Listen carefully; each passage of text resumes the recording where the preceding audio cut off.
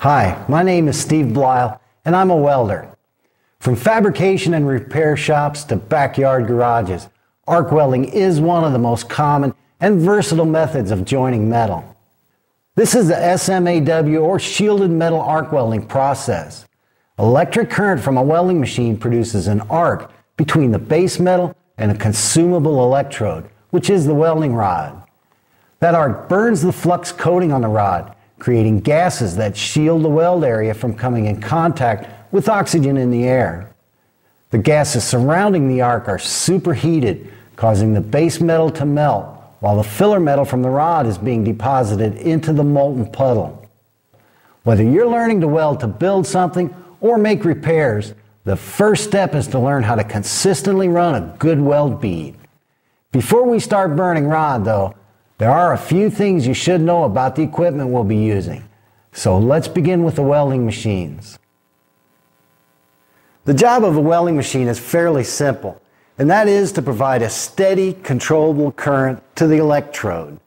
Now, regardless of the size or shape, welding machines will provide either alternating current or direct current to the electrode.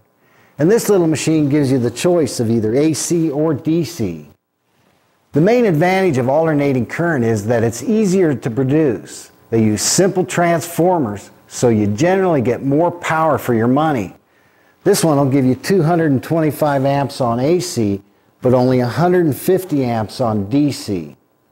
If you think about alternating current, the electrons are moving back and forth, and at the point where the electrons change direction, the flow or current actually stops.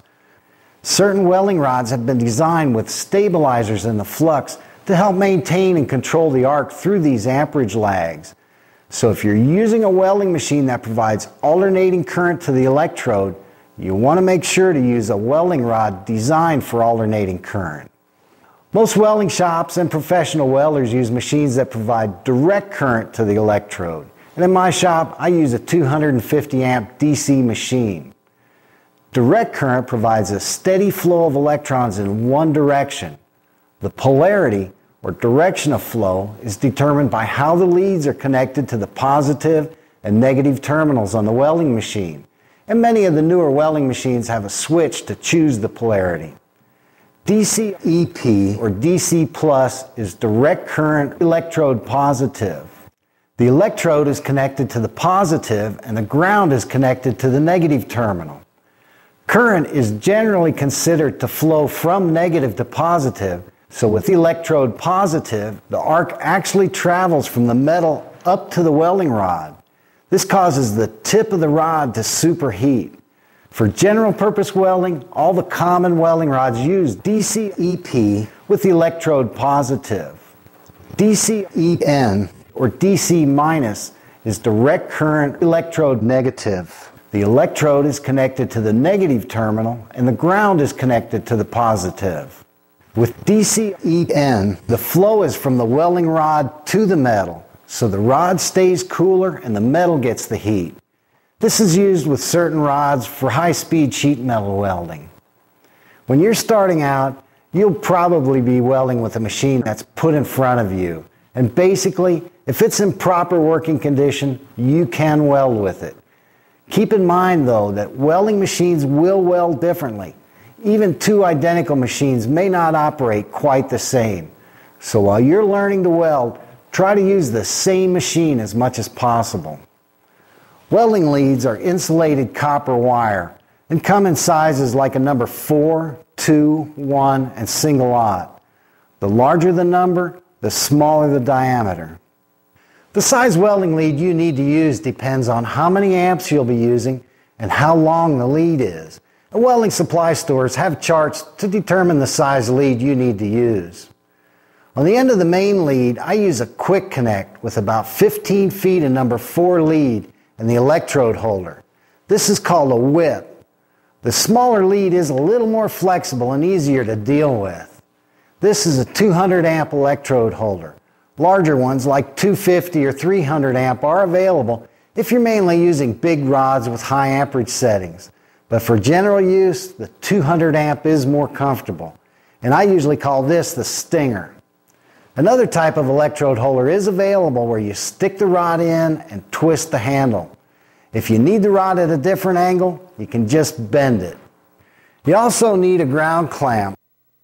And I use a quick connect here too, in case I need to add more lead. Now, the light from arc welding is extremely bright. You need filter lenses both to be able to see the molten weld puddle and to protect your eyes from getting burned. These are typically available from a number 8 to a number 14. The lower the number, the lighter the lens. From what I can tell, some people are more sensitive to this light than others. A number 8 filter lens is way too light. Industry recommends a number 10, and I use a number 9.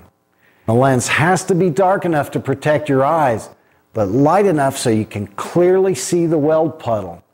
If you're welding with big rods using high amperage, you may want a shade darker lens than normal. And if this filter lens gets chipped or cracked, replace it. To protect the filter lens from sparks or getting scratched, I use clear plastic lenses in front and in back. There's a gasket that goes in first to seal the lenses, and everything's held in place with a clip. After you install the lenses, hold the hood up to a light and check for leaks around the edges. When you start welding, check it again. If any light from the arc is leaking around the edges of the lenses, it'll burn your eyes for sure. Also, replace the clear lenses when they get dirty or scratched. Having a clean lens makes a big difference in allowing you to clearly see the weld puddle. Okay, the last thing we need are welding rods, so let's take a look at some of the common ones. Some of the more common welding rods for carbon steel are E6010, 6011, 6013, and 7018, and the numbers are written right on the rods. These numbers actually mean something, so let's take a look at E6010. The E designates an arc welding electrode. The first two numbers, in this case 60, indicate that the filler metal has a tensile strength of 60,000 pounds per square inch. Depending on certain conditions of the weld, you may get a little more or less, but it'll be close to that. The 70 and 7018 indicates 70,000 pounds per square inch. So the first two numbers indicate tensile strength, and tensile strength is the force it takes to pull it apart. The third number indicates the position the rod can be used in. A number 1 shows that the weld puddle solidifies quick enough so this rod can be used in any position, flat, vertical, horizontal, or overhead.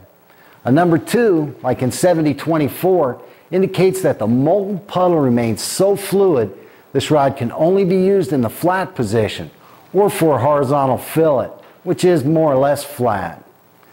The last two numbers together, here it's a 10, indicate the composition of the flux coating.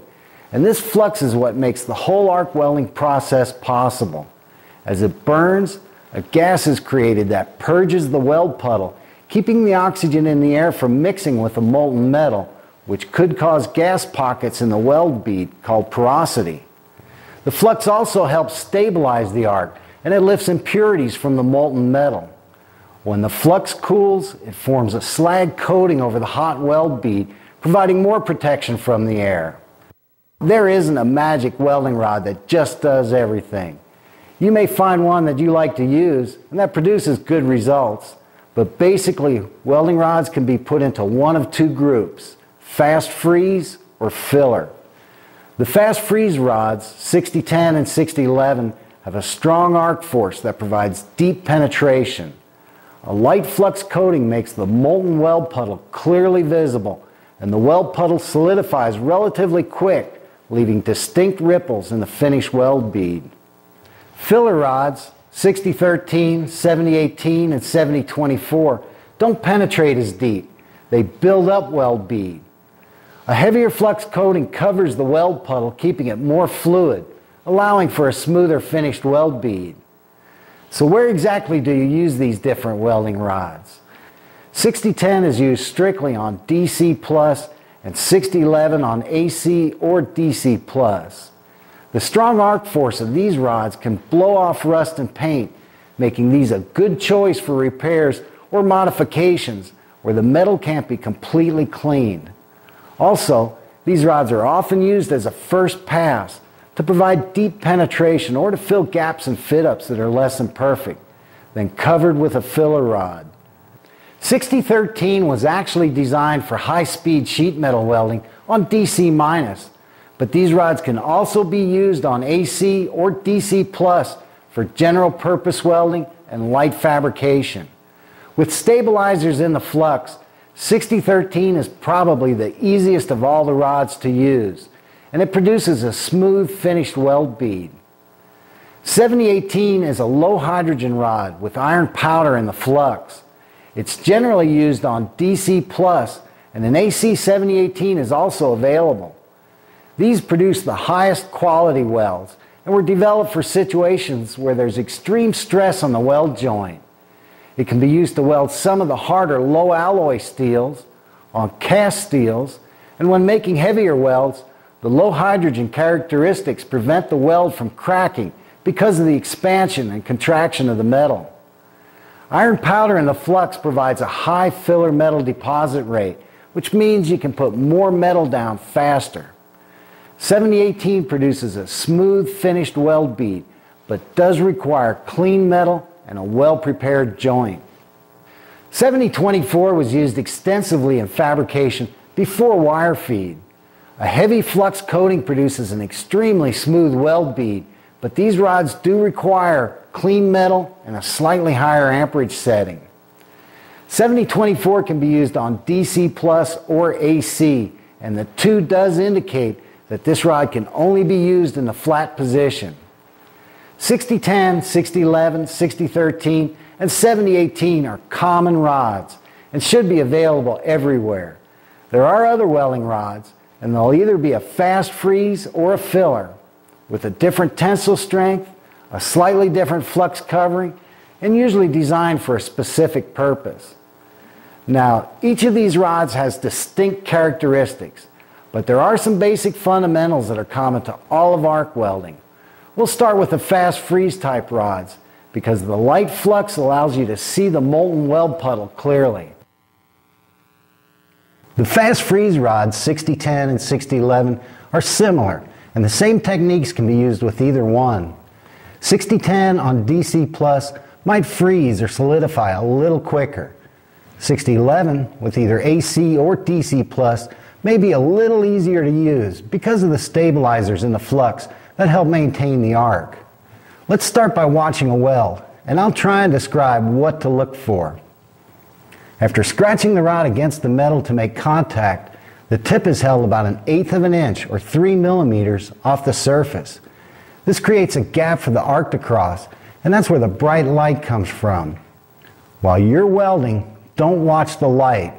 Look past it, through the smoke and sparks, and focus on the molten puddle of metal behind the rod. Welding takes a little practice, but it's not very difficult.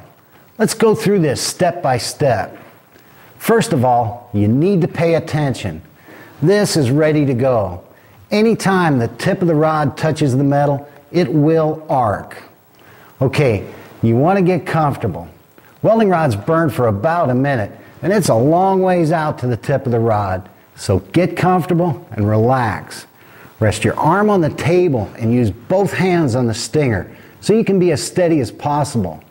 When you're all set, either reach up and flip your hood down, or you can adjust the knobs on the side to flip the hood down with a nod. Starting the arc is like lighting a match. Drag the rod right against the metal. When it lights, bring the tip up and move back to the start. A scratch start gets the flux burning, forming the gases that purge air away from the molten puddle. To avoid leaving arc burns all over the metal, try to scratch right where you intend to weld. I usually hold the stinger with my thumb on the release lever. If the rod ever sticks, just open the stinger, then go back and break the rod off. If you're relighting a rod, the flux may be broken off a little at the tip. A scratch start will burn off that tip before you start depositing metal. Once the rod is burning, you need to start the puddle, giving the molten filler metal a little extra time to fuse to the base metal. This doesn't take long, only 2 or 3 little circles. Also, as the weld progresses, the base metal will heat up, causing the molten puddle to spread out. Start the puddle wide enough to keep the weld bead a uniform width. During the weld, the tip of the rod is held up off the metal. This is called the arc gap. Having control of this arc gap is one of the first and may be the most important thing you need to learn. As you're moving along to build weld bead, the rod is being consumed, so you also have to be moving in. And the whole time you need to maintain a constant, uniform gap between the tip of the rod and the base metal. If the tip of the rod is jammed right down on the metal, the arc doesn't have time to heat up the base metal. The weld bead kind of squirts out the back, not tying in well on the sides. If the arc gap is too long, the arc itself can jump around. Penetration will vary and you lose control of how the filler metal is deposited. Maintaining a constant arc gap is the first step to controlling the molten puddle and producing a uniform weld bead with consistent penetration. The better you learn to control that arc gap, the better you'll be able to weld. When the arc crosses the gap, it melts the base metal, forming a molten puddle.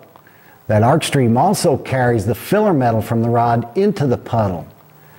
This is a 6010 weld bead that I pulled out of quickly. The leading edge of the puddle was actually below the surface of the metal. The strong arc force of 6010 and 6011 penetrates deep into the base metal and pushes the molten puddle back, building up weld bead. While you're welding, watch the sides, right where the weld buildup meets the surface of the base metal. For building up weld bead, either a circular or zigzag motion is commonly used. With a circular motion, as you ease the puddle over, watch the edge. When you bring it across, watch the weld build up, then the other side, and just ease the puddle around and around. A side-to-side or zigzag will produce nearly the same weld bead. Watch the outside edge, the weld build up, and the outside edge every time you cross. Something you want to keep in mind is that molten metal will follow the heat. Whenever you move the puddle across, while you are adding filler metal from the rod, molten metal is also following from the side. If enough metal isn't put back there when you come around again, you'll leave undercut. Undercut is a void or groove along the edge of the weld bead that's below the surface of the base metal. You can avoid this by always watching the outside edges to make sure the puddle is filling in and tying in at the surface. There's an arc force at the end of this rod that we can use to help manipulate the weld puddle by angling the rod. Think of it more like pushing the puddle instead of dragging it. Generally speaking, the straighter up and down you hold the rod, the less weld buildup. As you angle the rod, the more the weld bead will stack up. When the rod is held straight up and down, all the heat is concentrated right under the rod, and the arc force drives the puddle down. This results in deep penetration and spreads the puddle out for a flatter weld bead. As the rod is angled, the arc force is directed more to the back of the puddle, allowing the weld to build up. If the rod is angled too low, the arc is directed right where you're trying to build weld, making the puddle hard to control. You will run into situations where you may want to flatten out the weld, or you'll need to push the puddle back more, so you'll use different rod angles. When you're starting out, an angle somewhere between 45 degrees and straight up and down is comfortable, allows a good view of the puddle, and works well for building weld bead. The rod size is the diameter measurement of the metal in the electrode. Common sizes are 332, 1/8, and 532. Most welding rod size charts, where they give the metal thickness to the rod size and amperage setting, are generally from the point of view of maximum weld in minimum amount of time, often not taking into account the welder's ability or different welding situations. You can always use a smaller diameter rod for better control. It just takes a little longer to build up weld bead. This is a 1/8 E6010 electrode, and this is the most common size used. The manufacturer's recommended amperage setting is from 75 to 130 amps. They're saying this rod will work over a 55 amp range. The specific amperage setting is considered a variable and depends on metal thickness, position of the weld, and the welder's ability. The whole purpose in arc welding is to get the base metals hot enough to melt, forming a molten puddle. If the amperage is set too low, the base metal doesn't get hot enough, and the puddle looks like it's following the rod around. If the amperage is set too high, the base metal gets too hot. The stronger arc force gouges deep into the base metal and pushes the puddle back. When the amperage is set about right, the puddle will spread out and the outside edges tie in immediately. You can ease the puddle around, kind of pushing it with the movement of the rod. Depending on each welding situation, the amperage setting can change. Thicker metal dissipates the heat, so you need a little more amperage. Thinner metal will get hot fast, so you can use a little lower amperage. The final amperage setting is determined by what the molten puddle is doing. You do need a place to start, so try about the middle of the manufacturer's recommended range, and don't be afraid to go up or down a little bit. Welding really is about the temperature of the base metal, so we can't talk about the amperage setting without looking at the speed of progression, or travel speed. The faster you move, the less time heat is put to the base metal, so it stays cooler. When you move slower, you're putting the heat to it for a longer amount of time, so the base metal gets hotter. When you move too fast, the metal doesn't have time to heat up, so the weld bead just skates across, not getting any penetration. If you move too slow, the metal gets extremely hot, causing the puddle to spread out, making it hard to control. When the travel speed and amperage setting match, the puddle spreads out, but it's still controllable. The sides tie in and the weld builds uniformly. As you gain more control of the rod, try using a slightly higher amperage setting and increasing the speed of travel. The higher amperage setting provides better penetration and a smoother finished weld bead. Try to weld as hot as you can control the molten puddle.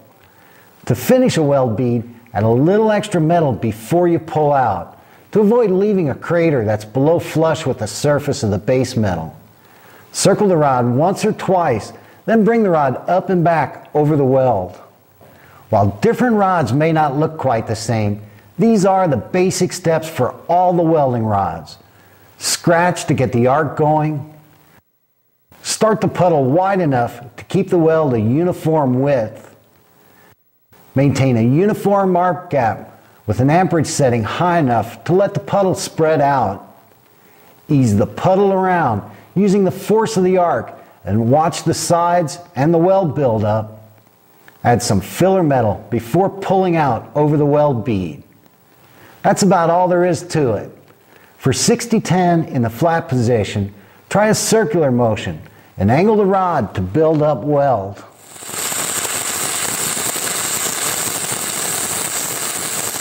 Watch the molten puddle, not the light. Keep the circles tight for a smoother weld bead. A zigzag motion will produce about the same weld. Watch the edges to make sure they're filling in and ease the puddle back and forth. Because of the strong arc force and light slag, you can also use a whip or step motion, and this is what makes the fast freeze rod so versatile. The tip of the rod is moved back so the arc is actually brought out of the puddle. Then molten metal is pushed back in.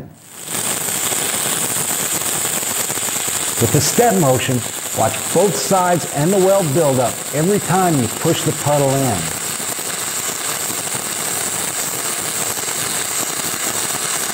This kind of rod movement can be used for deep penetration by digging down on the backstroke, then filling the gouge in. On thinner metals, where you don't need a lot of penetration, you can puddle, then long arc to let the weld bead cool, and puddle again. The thinner the metal, the faster this goes. The step motion can also be used to fill gaps in poorly fit joints. Keep the rod deep in the gap and bring it back, allowing the metal to cool. Then push a little more metal in to fill the gap and let it cool again. The step motion may not always look real slick, but it's usually covered with another pass. So far, we've been welding in the flat position. For a vertical with 60-10, you can run either uphill or downhill. Downhill is easier, but there's less penetration and weld buildup. Because heat rises, you're welding away from the heated metal, so you can use a slightly higher amperage setting. Watch the sides and the weld buildup. Try a circular, zigzag, or step motion and angle the rod up a little so the force of the arc helps hold the puddle up. With the circular motion, keep a steady arc gap and ease the puddle around. Move fast enough to stay ahead of the molten puddle. If the puddle wants to drip down, try moving faster, or maybe even a slightly higher amperage setting. When you weld uphill, you'll be welding into the heated metal, so turn the amperage down a little. Angle the rod up so the force of the arc doesn't blow the puddle out. An uphill weld really gouges into the base metal, making undercutting a potential problem. So pay particular attention to the sides of the puddle and watch the weld buildup underneath the rod.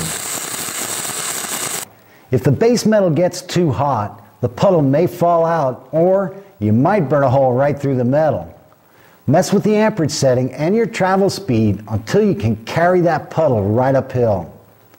A horizontal weld is a cross, and you want to angle the rod to push the puddle up.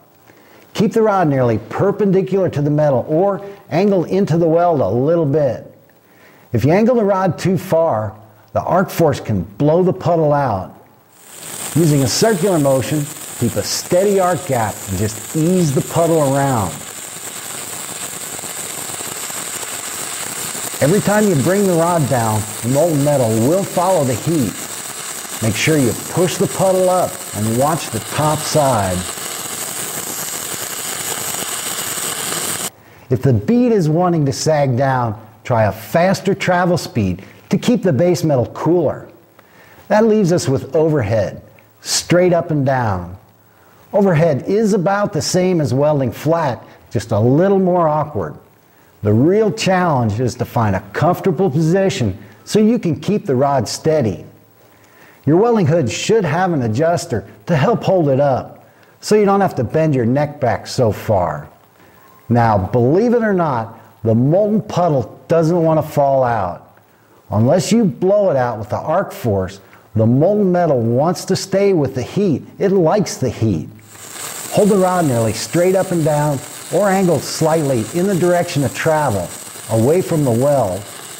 Try a circular motion and just make the puddle look the same as when you're welding flat. All the sparks will be coming your way, so wear protective clothing like a leather coat, some good gloves, and I like to cover my ear with a hat. Getting burned is a little distracting when you're trying to run a good weld bead.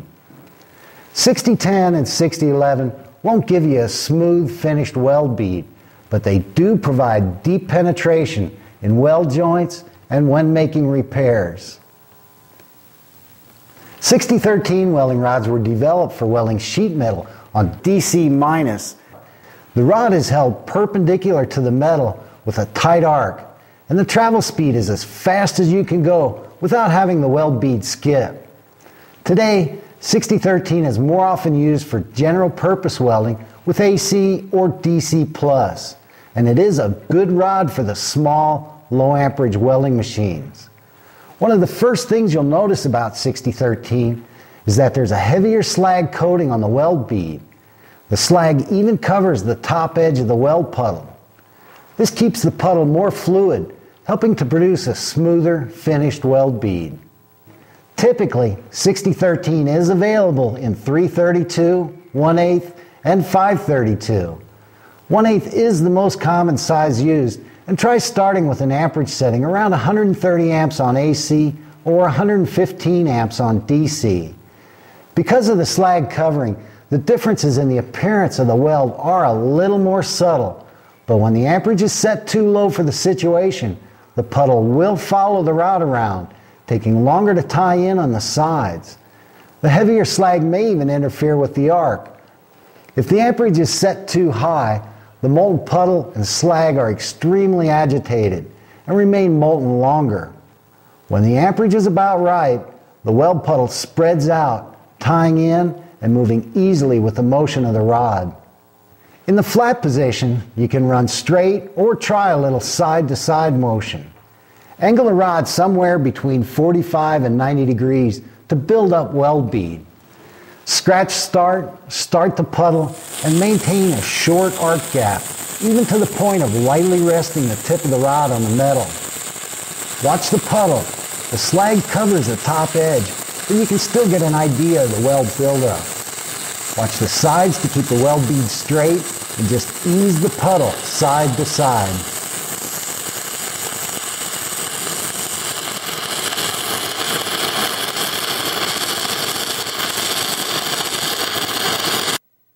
On vertical welds, 6013 was designed for a downhill application.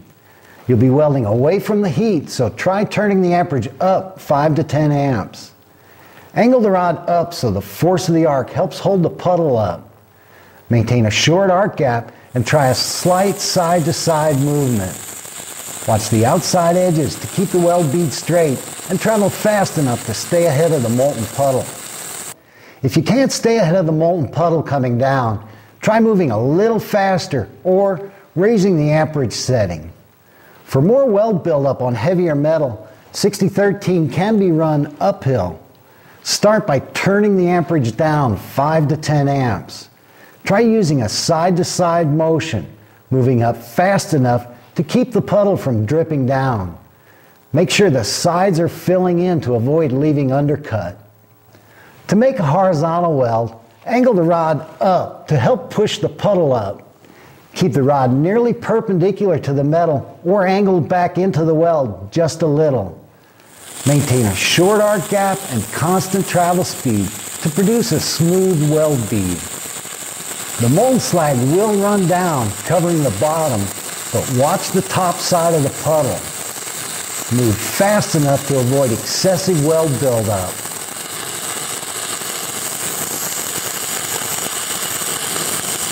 While you're learning to weld horizontally, don't try to carry too much metal. Keep the weld bead small.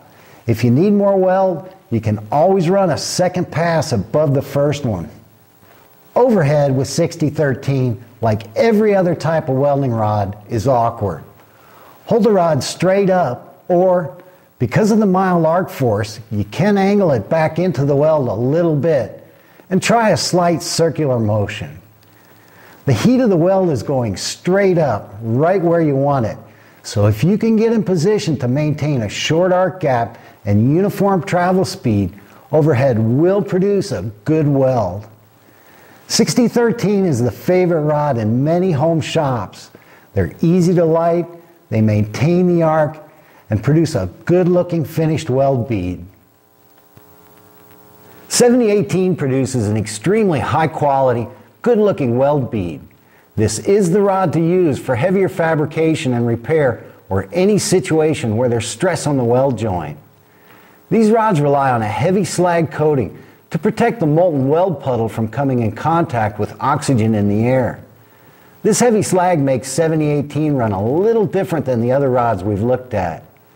With the fast freeze rods, 6010 and 6011, the molten metal in the weld puddle is completely visible.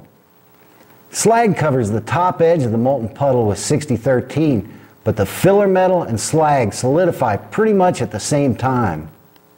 With 7018, the entire weld puddle is covered by molten slag. The filler metal actually solidifies underneath, while the slag stays molten on top. If you keep in mind that what you see is molten slag and understand what the metal is doing underneath, 7018 is fairly simple to use. And even though the metal is solidifying underneath, watching the molten slag behind the rod will give you an idea of the weld buildup. 7018 is a little more sensitive to arc gap and rod movement. Make sure you're comfortable so you can be as steady as possible. A scratch start will get the flux burning before you deposit any metal. If you're relighting a rod, there's usually slag covering the tip. You may have to bump the rod to break that slag, then scratch to get going. Once the rod is lit, start the puddle.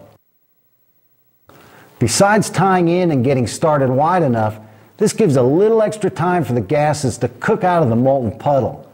If you move too quick, gas pockets may cause voids in the weld bead called porosity.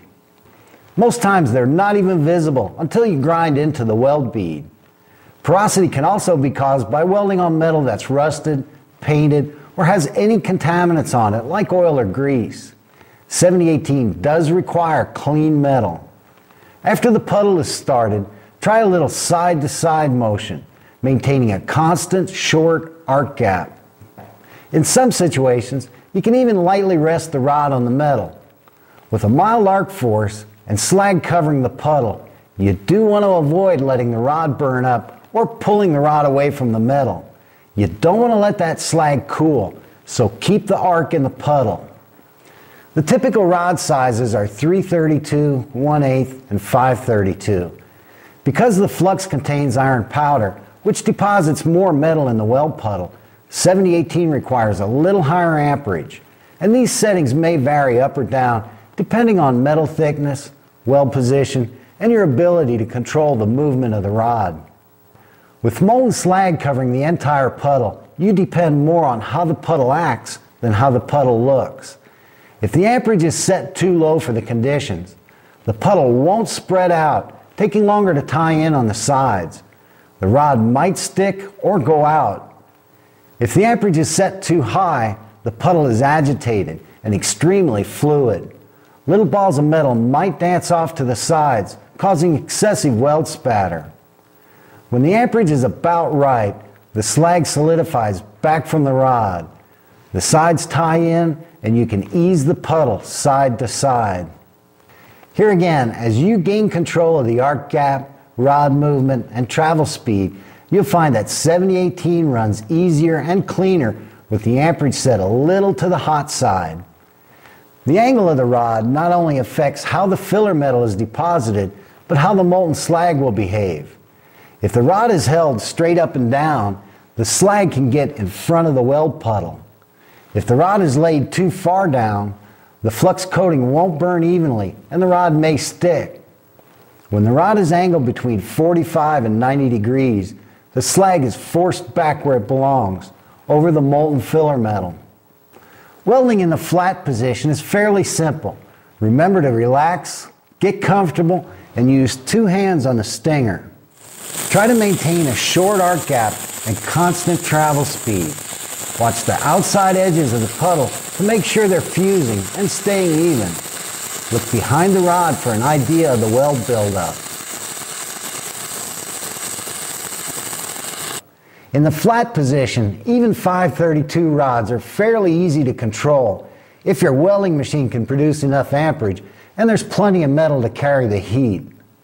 For a horizontal, we'll be welding across. If you're just starting out, try using a 332 rod. The smaller puddle is a little easier to control. Normally, I weld from left to right because I can see the puddle better. For 7018 in a horizontal, I move from right to left. You can weld in either direction, whichever is more comfortable. Angle the rod up and back into the weld a little. The puddle is fluid, so keep moving to avoid excessive weld buildup. Molten slag will cover the bottom, but watch the top side to keep the bead straight and avoid undercut. If the weld bead wants to sag, try increasing the travel speed. You want to go slow enough to let the molten metal fuse, but fast enough to keep the base metal from overheating, which causes the puddle to get more fluid and sag. Vertical welds with 7018 are made uphill. Start at the top and scratch down to where you want to start the puddle. You can run straight up or use a side-to-side movement. When I do this, it feels like there's a slight arc in the motion. Move across the center relatively quick. As soon as the puddle ties in on the side, cross back and keep on going. The amperage setting and travel speed go hand in hand, especially when you're going uphill. Maintain a constant short arc gap Don't let the rod burn away, and don't jam the rod into the puddle. As you gain experience, you can carry more metal, but try starting out with a 332 rod and keep moving. You don't want the base metal overheating, which is the main reason the puddle falls out. Overhead with 7018 produces an excellent weld. The heat is going right where you want it. Try about the same amperage you'd use for welding flat and hold the rod nearly straight up and down or angled slightly into the weld. You can run straight or try a little side-to-side motion to carry more metal, and you can carry quite a bit of metal overhead. Get comfortable and be creative if you have to. When you can control the rod movement, that metal will stay up there. However, because the slag remains molten longer, the slag can drip. I usually wear a leather welding jacket for overheads. You will be right underneath the weld. 7018 takes a little more practice, but it's well worth the time to learn how to use this rod. Well, that's about it. I hope I've given you an idea of what to do and what to look for to run good weld beads. As you're welding, concentrate the whole time you're burning that rod and focus on the molten puddle. Do whatever it takes to make that puddle do what you want it to do. There isn't anything automatic about arc welding. You need to put that metal where it belongs and learn to see the weld as it's going in. When you're done, inspect every weld you make. If what you did worked, do it again. If it didn't work, try something different. A smooth, uniform weld bead will come with practice, but you do want the sides of the weld to be tied in nicely to the base metal. If the sides aren't tied in, you may be moving too fast, jamming the rod into the puddle, or running too low of an amperage setting. Moving too slow will overheat the base metal. Long arcing will produce an inconsistent weld bead with excessive spatter. Everybody welds a little different, so watch other welders if you get the chance, and develop a style and rhythm of your own. Practice with different types and sizes of rods, and remember, arc welding is about making one good weld bead at a time.